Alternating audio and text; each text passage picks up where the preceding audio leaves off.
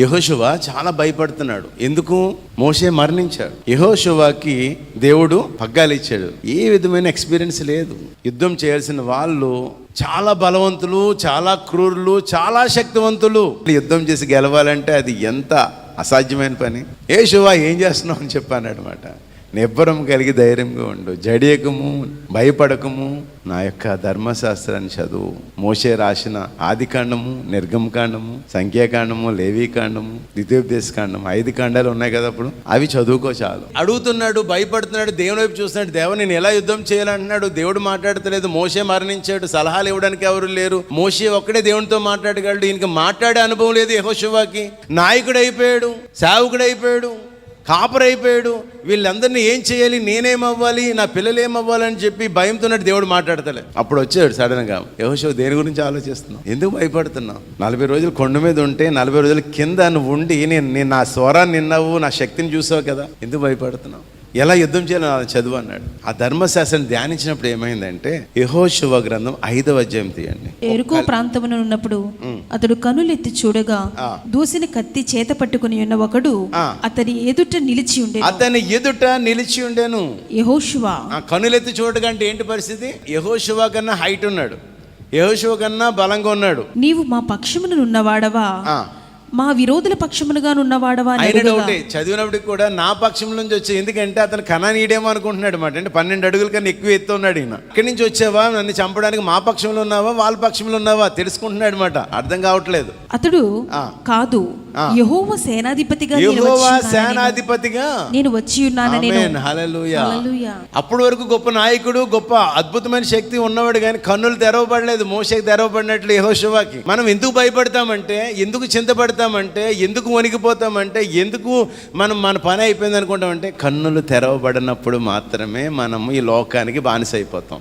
దేవుని తెలుసుకున్నాక కూడా యెహోషువ కూడా భయపడిపోయాడు. ఎందుకు అంటే కన్నులు తెరవబడలేదు. యెహోషువకి ఎలా కన్నులు తెరవబడ్డాయి? యెహోవా ధర్మశాస్త్రమును ధ్యానించిన తర్వాత కన్నులు తెరవబడ్డాయి. నువ్వు ధ్యానిస్తే నీవు ఎలా యుద్ధం చేయాలో, నువ్వు నీ యొక్క పరిస్థితులు ఎలా గెలవాలో, నీ సిచ్యువేషన్ ఎలా హ్యాండిల్ చేయాలో, అది ఉద్యోగమైనా, కుటుంబమైనా, వ్యాపారమైనా, డబ్బులైనా, లక్షల అప్పు అయినా, ఇంకొక క్యాన్సర్ రోగం లాంటి ఇంకా భయంకరమైన రోగమైనా, నువ్వు దాంట్లో నుంచి ఆ యొక్క బయటికి రావాలి అంటే ఏం చేయాలి? పాస్టర్ గారు ప్రార్థన చేస్తే జరుగుతాయి, ఖచ్చితంగా జరుగుతాయి. అన్యుడు ఈ రోజున వచ్చి మీరు తీసుకొచ్చినప్పుడు వాడి జీవితంలో ఏదైనా చేస్తాడు దేవుడు. కానీ నువ్వు రక్షణ పొంది 5-10 సంవత్సరాల తర్వాత వాడికిలాగా నాకు కూడా తినిపించు, నేను ఒళ్ళోకి నుంచుంటాను, నువ్వు సంకెత్తుకో అంటే కుదరదు. నీకు నువ్వు యుద్ధం చేసి గెలవాలి. అందుకే దేవుని ఆలయంలోకి వచ్చాక చాలా లేట్ అవుతుంది. ఎందుకు అంటే, ఫస్ట్ రోజుల్లో అయిపోయినాయి, నాకు వెంటనే అద్భుతాలైనవి. ఇప్పుడు చర్చిలో పాస్టర్ ప్రార్థన మానేశాడా అనే డౌట్ వస్తుంది మీకు.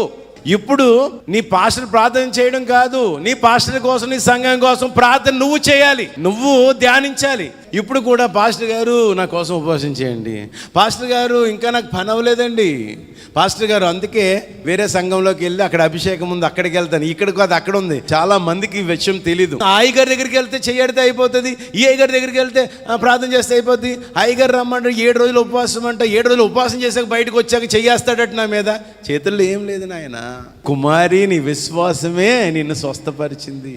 ఆ వస్త్రం నుంచి ఎప్పుడు ప్రభావం వెళ్ళిందంటే, ఆమె హార్ట్ ఓపెన్ చేసుకుని బాగా దున్నుకుని వెళ్ళింది కాబట్టి ముట్టుకుంటే బాగుపడింది. నీ ఆలయంలో ఎప్పుడు బాగు చేస్తాడంటే, ముఖాముఖి దర్శనం జరుగుతుంది అన్నమాట. ఎప్పుడంటే నువ్వు ధ్యానించి వచ్చినప్పుడు. యెహోషువకి అప్పటి వరకు దేవదూతను చూడలేదు. ఎప్పటి నుంచో ఉన్నాడు ఏంజెల్ మైకేల్, అక్కడే ఉన్నాడు వాళ్ళతోటి, కానీ భయపడుతూనే ఉన్నాడు. కానీ ఎప్పుడైతే ధ్యానించాడో, వాక్యాన్ని ధ్యానించాడో, ధర్మశాస్త్రం ధ్యానించాడో, ఓపెన్ అయిన కనులు. యుద్ధం నేను చేయను, స్ట్రాటజీస్ నావి కాదు, ఉపాయాలు నావి కాదు, నేను ఇక్కడ ఏమి ప్లాన్స్ నేను చేయను. అంతా సేనాధిపతికి దేవుడు చెప్పేశాడు. ఆయన యుద్ధం చేసుకుంటూ వెళ్తాడు, ఆయన కొట్టుకుంటూ వెళ్తాడు, ఆయన వెనకాల పాటలు పాడుకుంటూ వెళ్ళాలంతే. వీళ్ళు యుద్ధం చేశారని ప్రజలు అనుకుంటారు, కానీ వీళ్ళకి తెలిసి మన తరపున ఎవరు యుద్ధం చేస్తారు. క్రైస్తత్వం అంటే ఈ సింపుల్ని మనం ఏం చేస్తామంటే చాలా టఫ్గా చేసి ఇప్పటికీ కూడా అలా పరిగెడుతుంటాం. మనకి ఏదైతే దేవుడు ఇచ్చాడో ఆ సంఘంలో నీకు కష్టం వచ్చినా, నష్టం వచ్చినా అక్కడే ఉండు. నువ్వు దేవుని పట్టుకుని ఉండు. దేవుడు ఎప్పుడు కూడా ఉన్నాడు, ఎప్పుడు నిన్ను గణపరుస్తాడు, ఎప్పుడు నిన్ను వదలడు, ఎప్పుడు పడిపోనివాడు, ఎప్పుడు కూడా కాపాడు. ఏ సంఘంలో పుట్టో అక్కడ ఆస్వాదిస్తాడు. కానీ ఓపిక కావాలి, నిరీక్షణ కావాలి, ఆత్మఫలం కావాలి. ఇదే మనం చేయాల్సి. ఇంక వేరే అవసరం లేదు. ఇక్కడికి వచ్చావా, వాక్యం విన్నా వీళ్ళు ఇంకేం చూడకూడదు. దేవుడు మనకి ఇచ్చాడు, దాన్ని వదులుకోకూడదు ఎప్పుడు నీ లైఫ్లో తెలిసాక. హల్లెలూయా. ద్వారాలు తెరిచాడు పరలోకకు కావని దేవుడు. త్వరగా రావాలా, దేవుడిని ఇక్కడ కలవాలి. ఆ రోజు నువ్వు దేవుని సమర్పించేసుకో.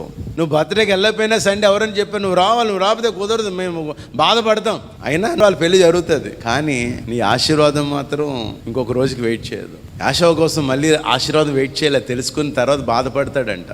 కానీ మళ్ళీ యాషవకి పోగొట్టుకున్న ఆశీర్వాదం రాలేదు. అందుకే ఆదివారం ఒకటే ఉంది మనకు. ఆ సండేని చాలా జాగ్రత్తగా కాపాడుకో. దివారాత్రం ధ్యానించిన నీ ముందర ఏ మనుషుడు నిలబడాడు గుర్తుపెట్టు.